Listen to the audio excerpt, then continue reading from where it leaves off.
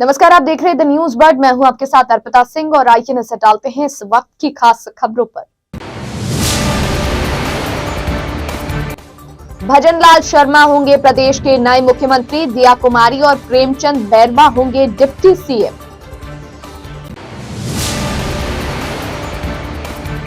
Textile और packaging से जुड़े कारोबारियों पर आयकर सर्वे, व्यापारियों में मचा हड़कंप।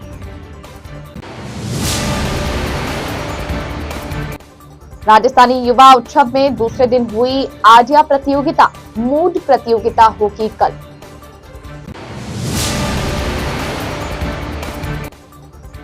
छात्र सेवा मंडल कार्यालय का नवीनीकरण, कुलपति ने किया शुभारंभ। और अब खबरें विस्तार से। प्रदेश में विधानसभा चुनाव में सत्ता लौटी। भारतीय जनता पार्टी ने प्रदेश के नए मुख्यमंत्री के तौर पर भरतपुर जिले के भजनलाल शर्मा को बागडोर सौंपी है। वहीं जयपुर से दिया कुमारी और प्रेमचंद बैरवा को उप मुख्यमंत्री बनाया गया। 9 दिन तक चली राजनीतिक उठापटक के बाद आज भाजपा पर्यवेक्षक रक्षा मंत्री राजनाथ सिंह ने प्रदेश के मुख्यमंत्री के नाम को ऐलान किया। प्रदेश में संपन्न हुए 16वें विधानसभा चुनाव में इस बार भारतीय जनता पार्टी पूर्ण बहुमत के साथ सत्ता में लौटी। 3 दिसंबर को चुनावी परिणाम सामने आने के बाद प्रदेश में किसे मुख्यमंत्री बनाया जाए और किसे नहीं पर पार्टी आलाकमान में 9 दिन तक मंथन चला। आखिरकार मंगलवार को प्रदेश मुख्यमंत्री के तौर पर भजनलाल शर्मा के नाम पर मोहर लगने के साथ ही सभी अटकलों पर विराम लग गया। इतना ही, प्रदेश में अब 2 डिप्टी सीएम होंगे, जिसमें दिया कुमारी और प्रेमचंद बैरवा को इसकी बागडोर सौंपी गई है।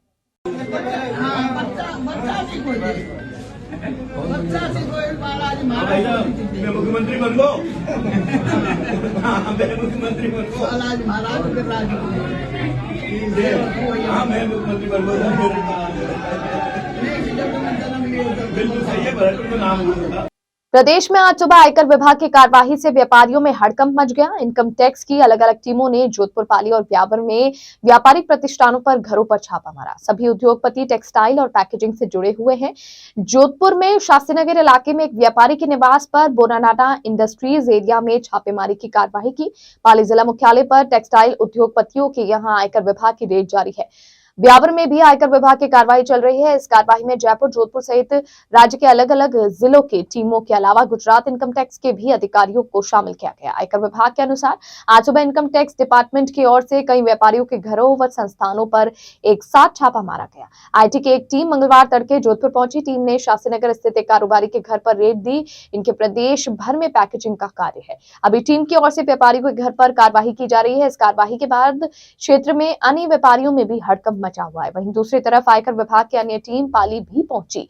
यहां एक बड़े उद्योगपति के घर और फैक्ट्रियों में इनकम टैक्स के अधिकारियों ने छापेमारी की कार्यवाही की। अभी तक 4 फैक्ट्री और 3 मकान पर विभाग की कार्रवाई चल रही है। इस तरह ब्यावर जिले में रायपुर उपखंड के पीपलिया कला में 2 उद्योग इकाई पर भी इनकम टैक्स का छापा मारा गया। पूरी औद्योगिक इकाई में इस वक्त सर्च ऑपरेशन किया जा रहा है। आयकर विभाग के सूत्रों के अनुसार इस कार्रवाई को अंजाम देने के लिए राज्य के प्रमुख आयकर विभाग के अधिकारी और कर्मचारी सोमवार रात को ही जोधपुर जिले के ग्रामीण क्षेत्र के एक हेरिटेज फोर्ट में एकत्रित हो गए थे। यहां से सुबह 4 बजे टीमों को अलग अलग जगह के लिए रवाना किया गया। फिलहाल आयकर विभाग के किसी तरह की आधिकारिक जानकारी साझा नहीं की है। जयनारायण व्यास विश्वविद्यालय के छात्र सेवा मंडल अंतर्गत राजस्थानी संस्कृति प्रकोष्ठ द्वारा पुराना परिसर में राजस्थानी युवा उत्सव के दूसरे दिन आज साहित्यिक व सांस्कृतिक प्रतियोगिता के तहत राजस्थानी आडिया प्रतियोगिता संपन्न हुई। छात्र सेवा मंडल के सचिव डॉक्टर जालम सिंह रावलोत ने बताया कि राजस्थानी छात्र प्रकोष्ठ के संयोजक डॉक्टर गजय सिंह राजपुरोहित की अध्यक्षता में संपन्न कार्यक्रम में राजस्थानी साहित्य के प्रतिष्ठित विद्वान लेखक डॉक्टर चांदकौर जोशी एवं डॉक्टर बसंती परिवार निर्णायक के रूप में मौजूद रहे। प्रतियोगिता में विश्वविद्यालय के विद्यार्थियों ने बढ़ चढ़कर भाग लिया और राजस्थानी आडियो को उत्साहपूर्वक अर्थ बताया। इस अवसर पर प्रतियोगिता संयोजक डॉक्टर हेमलता जोशी, डॉक्टर कीर्ति माहेश्वरी, डॉक्टर भूमिका द्विवेदी, डॉक्टर मीता सोलंकी सहित छात्र सेवा मंडल के कर्मचारी एवं विश्वविद्यालय के अन्य विद्यार्थी मौजूद रहे। इस 5 दिवसीय प्रतियोगिता के अंतर्गत बुधवार को केएन कॉलेज में राजस्थानी मांडना तथा विधि संकाय में राजस्थानी मूड कोर्ट का आयोजन किया जाएगा। प्रतियोगिता में प्रथम, द्वितीय व तृतीय स्थान प्राप्त करने वाले प्रतिभाशाली विद्यार्थियों को विश्वविद्यालय द्वारा प्रशस्ति पत्र व स्मृति चिन्ह प्रदान कर सम्मानित किया जाएगा। राजस्थानी संस्कृत प्रकोष्ठ कानेसु आज राजस्थानी आडिया और पहेलियारी प्रतियोगिता हुई और आज इन दूसरे दिन प्रतियोगिता में विश्वविद्यालय रा बहुत सारा विद्यार्थी और छात्राओं में भाग लियो। और सबसे महत्वपूर्ण बात है कि जो माननीय कुलपति महोदय एक उद्देश्य है कि विद्यार्थियों में अपना संस्कार, अपनी संस्कृति, अपनी भाषा रे प्रति वण रुझान बढ़े। और इन्हीं बात ने लेर और राजस्थानी संस्कृति प्रकोष्ठ लार कई वर्षा से काम कर रही है। और इन साल भी 8 प्रतियोगिताओं राखी जी है। इनमें काले जो प्रतियोगिता है मानना और राजस्थानी मूट कोट विधि विभाग में आयोजित करी जावेला। आज री जो प्रतियोगिता हुई है राजस्थानी आडिया, उनमें निर्णायक के रूप में चांदकोट जी जोशी और राजस्थानी साहित्य रा मान्यता रचनाकार बसंती जी पवार पधारिया। वाणो भी आ विद्यार्थियों ने उद्बोधन एक प्रेरणात्मक उद्बोधन दे रही। और आज री आडिया जो प्रतियोगिता है इनमें छात्राओं बहुत बढ़ चढ़न भाग लियो। आ भी मानव वास्ते खुशी की बात है। जय राजस्थान, जय राजस्थान। राजस्थानी विभाग अध्यक्ष डॉक्टर गजय सिंह जी राजपुरोहित रे निर्देशन में आडिया रो कार्यक्रम हुयो जिनमें काफ़ी बच्चा भाग लियो, लड़कियां भाग लियो और बहुत अच्छो कार्यक्रम रहो। और आपने इन सरू बहुत बहुत धन्यवाद, नमस्कार। ऐसा कार्यक्रम होता रहना चाहिए ताकि बच्चा ने इनसू सीख मिले, क्योंकि नहीं तो जाने ही होनी के होवे कई आडिया कई चीज़ होवे, इनसू बहुत अच्छी जानकारी बच्चा ने मिले। तो ऐसा कार्यक्रम हमेशा होता रहना चाहिए। में राजस्थान अपने एक विशिष्ट संस्कृति, विशिष्ट कलाओं के लिए बहुत ही प्रसिद्ध है। और हमारा राजस्थानी संस्कृति प्रकोष्ठ, जिसकी कि अभी प्रतियोगिताएं चल रही हैं, उसमें विभिन्न प्रकार की हमारी राजस्थानी लोक संस्कृति से संबंधित प्रतियोगिताएं भी चल रही हैं। आज इस मौके पर मैं ये बताना चाहूँगी कि यहाँ पर आडियों की प्रतियोगिता थी। आडिया मीन्स मारवाड़ी कहावतें। और ये मारवाड़ी कहावतें अब इतनी पॉपुलर नहीं है, इतनी कॉमन नहीं है। जो हमारी नई जनरेशन है वो इसके बारे में नहीं जानती है। तो जब बच्चे यहाँ पे आए और उन्होंने कहा कि ये कैसी प्रतियोगिता है, तो उन्होंने इस प्रतियोगिता को देखा और जो भाग लेने वाले बच्चे थे किस तरह से उन्होंने ये आडियों का अर्थ बताया और उनको जो है प्रयोग करके बताया, वाक्यों में प्रयोग करके बताया। तो ये वास्तव में सब बच्चों ने कहा ये हमने नया सुना है, नई सीखने की बात है। तो इस प्रकार की ये प्रतियोगिताएं छात्र सेवा मंडल प्रतिवर्ष कराता रहता है। और जो युवा रंग की हमारी प्रतियोगिताएं हैं, जिसमें कि करीब 33 प्रकार की प्रतियोगिताएं होती हैं, एवरी ईयर होती हैं। और उसमें जो प्रथम, द्वितीय, तृतीय छात्र आते हैं वो यूथ फेस्टिवल में हमारी जय नारायण व्यास विश्वविद्यालय को रिप्रेजेंट करते हैं वेस्ट जोन में, और वहाँ पर जीतकर फिर वो नेशनल लेवल पे जाकर के अपनी प्रतिभा का प्रदर्शन करते हैं। राजाराम महाराज एवं कृपाराम महाराज के सानिध्य में स्वर्गीय दलपतमल बाफना की 5वीं पुण्यतिथि के उपलक्ष्य में गुरु कृपा आश्रम संत धाम गुरु को तालाब में मंगलवार को निःशुल्क नेत्र चिकित्सा जांच शिविर का आयोजन किया गया। शिविर में शहर व ग्रामीण क्षेत्रों से कई लोग जांच व परामर्श लेने के लिए आए। शिविर में चयनित मरीजों का मिश्रीमल बाफना परमार्थ अस्पताल में ऑपरेशन किया जाएगा। इस अवसर पर संत कृपाराम महाराज ने कहा कि हर वर्ष 35 से 40 ऑपरेशन निःशुल्क किए जाते हैं। मरीजों को दवाइयां आदि दी जाती है। कोई भी ऑपरेशन फेल नहीं हुआ है। ट्रस्ट की तरफ से बाहर से आने जाने वाले मरीजों को सभी सुविधाएं प्रदान की जाती है। ये परमार्थ रिलीफ सोसाइटी की ओर से ये जो निःशुल्क नेत्र चिकित्सा शिविर का आयोजन किया गया है, इसके अंदर अब तक 160 लोगों ने परीक्षण हेतु अपना नाम रजिस्टर करा रखा है। इसके अलावा भी 1 बजे तक हम इस कैंप को चलाएंगे। जो भी चयनित मरीज होंगे उनका आज शाम को ऑपरेशन होगा 5 बजे तक। रात को उनको वहीं रखेंगे कि खाने पीने, सोने, रहने की सारी व्यवस्था दानदाताओं द्वारा की जाएगी और कल सुबह 10 बजे उनको छुट्टी दे दी जाएगी। इस प्रकार के कैंप हम हर साल लगभग 30 करते हैं और लगभग 800 के लगभग हम ऑपरेशंस करते हैं। कम से कम 2500 लोगों की हम आंखों की जांच कर लेते हैं। इस प्रकार से ये दानदाताओं के माध्यम से और लोगों के सहयोग से ये यात्रा 1987 से चली आ रही है, जो पहले पुराने तरीके से होती थी, आज फैको पद्धति से बाकायदा ऑपरेशन थिएटर में होती है। तो परमार्थ रिलीफ सोसाइटी का बहुत पुराना इतिहास है, उसके हिसाब से हम ये ऑपरेशन करते हैं। और यहाँ गुरु साईं कृपा आश्रम में हमेशा ही हमको बहुत संख्या में मरीज मिलते हैं, बहुत संख्या में लोग बाग अपनी जांच करवाते हैं। मैं महेश व्यास हूँ और मैं सदस्य हूँ परमार्थ रिलीफ सोसाइटी। और ये बताना चाहता हूँ कि हर वर्ष गुरु कृपा आश्रम जोधपुर में हमारे गुरु कृपा सेवा आश्रम ट्रस्ट के माध्यम से आई कैंप होता है, नेत्र चिकित्सा शिविर निःशुल्क होता है। और भगवान की कृपा कहें और जो कार्यकर्ता समिति सब लोग लगते हैं उन सब का भी बहुत प्रयास रहता है कि इतने सालों में आज भी एक भी ऑपरेशन कभी फेल नहीं गया।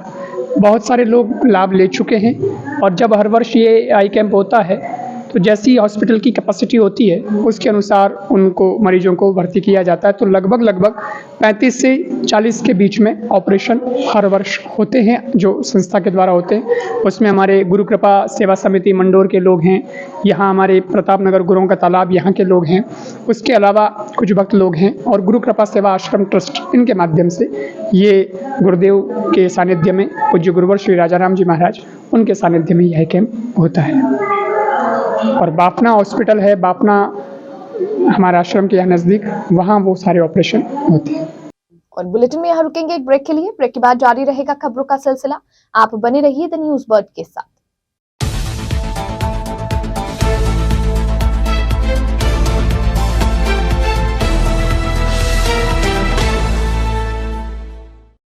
ब्रेक के बाद बुलेटिन में आपका स्वागत है। जेएनयू के छात्र सेवा मंडल कार्यालय का आज नवीनीकरण कार्य का शुभारंभ कुलपति के एल श्रीवास्तव द्वारा किया गया। छात्र सेवा मंडल से जुड़कर छात्र छात्राएं कई गतिविधियों में हिस्सा लेकर राष्ट्रीय व अंतर्राष्ट्रीय स्तर पर अपना नाम रोशन करते हैं। यह बात आज सेवा मंडल के चेयरमैन मीरा बरडिया की तरफ से कही गई। बरडिया ने बताया कि छात्र सेवा मंडल के माध्यम से छात्र छात्राएं न सिर्फ शैक्षिक विकास करते हैं बल्कि ये लोग विभिन्न गतिविधियों में हिस्सा लेकर राष्ट्रीय व अंतर्राष्ट्रीय स्तर पर अपना और विधि का नाम रोशन करते हैं। छात्र सेवा मंडल से जुड़े विद्यार्थियों को कुंठा से बाहर निकालने का काम होता है। नए भवन नए क्लेवर में आया है। बरेडा ने कहा कि छात्र सेवा मंडल अपना महत्वपूर्ण स्थान रखता है। इसके अलावा यह विद्यार्थियों को एक मंच प्रदान करता है जहां से वे अपनी कुंठा से बाहर निकलते हैं और विभिन्न एक्टिविटीज में हिस्सा लेते हैं। विद्यालय के छात्र सेवा मंडल के कार्यालय का जो नवीनीकरण हुआ है, आज उसका उद्घाटन माननीय कुलपति प्रोफेसर के एल श्रीवास्तव जय नारायण व्यास विश्वविद्यालय जोधपुर के कर कमलों से हुआ है। ये जो छात्र सेवा मंडल है, जब से विश्वविद्यालय बना है तब से ये कार्यालय यहीं पर था और लंबे समय से ये ज़रूरत महसूस की जा रही थी कि इसका नवीनीकरण कराया जाए। छात्र सेवा मंडल विद्यार्थियों के जीवन में एक बहुत ही महत्वपूर्ण स्थान रखता है, क्योंकि शिक्षा के अलावा जो अन्य एक्टिविटीज़ हैं, जो अन्य कलाएं हैं, उनके लिए ये छात्रों को एक मंच प्रदान करता है और इससे उनके व्यक्तित्व के विकास में चार चांद लग जाते हैं। ऐसे कई उदाहरण हैं हमारे छात्र सेवा मंडल के कि यहाँ के छात्र सेवा मंडल की एक्टिविटीज़ जैसे डिबेट और डांस, म्यूज़िक, भाषण, इनमें भाग लेकर के आगे जाकर के उन्होंने राष्ट्रीय और अंतर्राष्ट्रीय स्तर पर भी अपनी पहचान बनाई है। तो प्रतिभा को मांझने का काम छात्र सेवा मंडल के द्वारा किया जाता है, क्योंकि कोई भी कला जो है हमारे इमोशंस को एक्सप्रेस करती है और उसके द्वारा हम अपनी जो डिप्रेशन, कुंठाएं, उस सबको बाहर निकाल पाते हैं और हमारा व्यक्तित्व एक बहुत ही उज्जवल और स्वस्थ व्यक्तित्व बन पाता है। तो छात्र सेवा मंडल इस ओर बहुत ही महत्वपूर्ण काम कर रहा है और आज इसके इतिहास में एक मील का पत्थर है, क्योंकि ये मील का पत्थर यही है कि इसका जो पूरा कैंपस है, पूरा ऑफिस है, वो बिल्कुल नए कलेवर में सामने आया है और हमारे विश्वविद्यालय के महत्वपूर्ण सभी dean, directors, professors, head of the departments, assistant professors और नॉन टीचिंग स्टाफ के साथ स्टूडेंट्स भी यहाँ पर पधारे हैं। शहर के गुरु का तालाब पर चल रही श्री राम आध्यात्म राम कथा के वाचक शिंथल पीठ के पीठाधीश संत शमारा महाराज ने कहा कि श्री राम आध्यात्म राम कथा से भगवान श्री राम का अध्यात्म प्रेम का पता लगता है। रामायण और अध्यात्म रामायण एक ही, मगर अध्यात्म रामायण में हमें प्रभु श्री राम के चरित्र के साथ साथ उनका अध्यात्म प्रेम के बारे में जानकारी मिलती है। प्रभु श्री राम का अध्यात्म प्रेम हमें यह सिखाता है कि जीवन में भोग विलासिता के साथ भक्ति वैराग्य का कितना महत्व है। हमें ज्ञान की शुद्धि करवाता है। जीवन का लक्ष्य अध्यात्म होने से चरित्र सुदृढ़ होता है। संत शमारा महाराज आज के परिप्रेक्ष्य में राजनीति के बारे में कहा कि पहले जब देश आजाद नहीं तो कईयों ने अपनी कुर्बानियां दी, तब भी राजनीति थी, मगर आज राजनीति अलग ढंग से चल रही है। उन्होंने कहा कि जहां प्रेम होगा वहां उत्सव होगा। उन्होंने सत्ता का त्याग करने की बात भी कही। संत शमारा महाराज की तरफ से इन दिनों अजनेश्वर आश्रम धाम में अध्यात्म रामकथा का वाचन किया जा रहा है। यहाँ पर आगामी 16 दिसंबर तक अध्यात्म रामकथा का आयोजन जारी रहेगा। चाहते हैं भगवान को हृदय में रखिए, भगवान की आस्था मानिए। हमारे गीता, रामायण, उपनिषद आदि में जो सत शिक्षाएं हैं उन सत शिक्षाओं को धारण कीजिए और अपने जीवन में लक्ष्य बनाइए कि अध्यात्म की तरफ चलना है। परिप्रेक्ष्य में तो बहुत सार्थक है, क्योंकि राम जी का चरित्र है, ये हमारे हर एक पहलू को छूता है। राजनीतिक जीवन हो, सामाजिक जीवन हो, पारिवारिक जीवन हो, व्यावहारिक जीवन हो, राम जी ने हर एक परिस्थितियों को आत्मसात करके सब लोगों को शिक्षा दी है। भगवान अवतार देते हैं शिक्षा के लिए, तो वो ऐसी शिक्षा नहीं होती कि आज का परिप्रेक्ष्य में तो संभव नहीं और पहले के परिप्रेक्ष्य में संभव हो। हर समय में जो शिक्षाएं प्रभावित हो सकती है वही शिक्षा रामचरितमानस में, अध्यात्म रामायण में या रामचरित्र में मिलती है। प्रेम होगा, वह उत्सर्ग होगा, राष्ट्र के लिए त्याग होगा। सत्ता का जो है मद है, इसका त्याग करो, सत्ता की लोलुपता का त्याग करो। राष्ट्र की उन्नति जिन नेताओं ने पहले की है, उन नेताओं से इसी को कितना उत्पीड़न सहा है उन्होंने। वीर सावरकर जैसे लोगों ने कितना कष्ट सहा है, और देश की आजादी के बाद जिन लोगों के हाथ में सत्ता आई उन लोगों ने इतना कष्ट नहीं सहा जितना कष्ट सत्ता नहीं थी उन्होंने सहा है। शहर के आईटीआई चौराहे के पास सरस डेयरी कर्मचारियों ने ठेका प्रथा को लेकर विरोध जताते हुए कार्य का बहिष्कार किया। ठेका प्रथा में धांधली और ब्लैक लिस्टेड गाड़ियां डेयरी में चलने की बात को लेकर कर्मचारियों की तरफ से रोष जाहिर किया। डेयरी में काम करने वाले लोगों का कहना था कि ठेका लेबर 0% पर लगाए गए, जिस पर कोई कार्य कैसे कर सकता है। ब्लैक लिस्टेड वाहनों को यहां पर लगाया गया, जैसलमेर से आने वाली गाड़ियों को दूसरी जगह पर भेजा जाता है। इससे डेयरी में चोरियों की आशंका बनी है। डेयरी प्रबंधन अपनी मनमर्जी का मालिक बनकर बैठा है, खुलेआम तानाशाही वाला रवैया अपनाए हुए है। जबकि उनकी मांगों को लेकर निराकरण नहीं होगा तब तक डेयरी कर्मचारियों द्वारा कार्य का बहिष्कार जारी रखा जाएगा। हमारे यहाँ डेयरी में ठेका हुआ था, इसमें 0% लेबर का ठेका दिया है। 0% बिना पैसे कोई काम करता है क्या?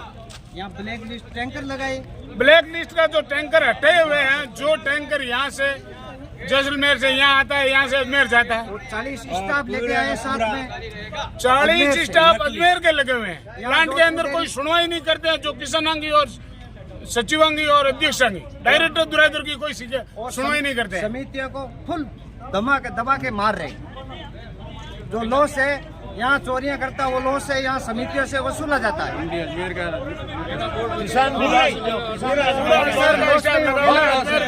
किसान लॉस में हो गए, वो समिति ये डेयरी मारेगी। ये सुनने में आ रहा है कि लॉस पूरा करने के लिए किसानों का पैसा कम कर दिया। 60 पैसे उतरे हैं, दूध के पैसे लॉस कम पूरा करने के लिए इसने 60 रुपये उतारे हैं, जिसके किसानों के 1 लीटर के पीछे 4 रुपये लॉस चाहिए बिना बोर्ड 1 लीटर के, और बिना बोर्ड मीटिंग लिए हुए ये इसने तानाशाही हो गई।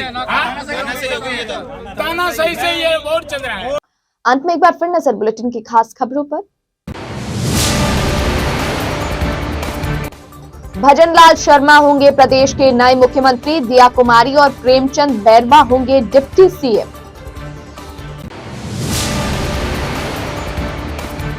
टेक्सटाइल और पैकेजिंग से जुड़े कारोबारियों पर आयकर सर्वे, व्यापारियों में मचा हड़कंप।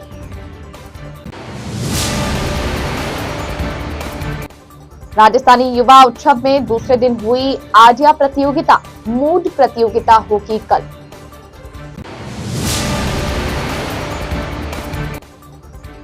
छात्र सेवा मंडल कार्यालय का नवीनीकरण कुलपति ने किया शुभारंभ।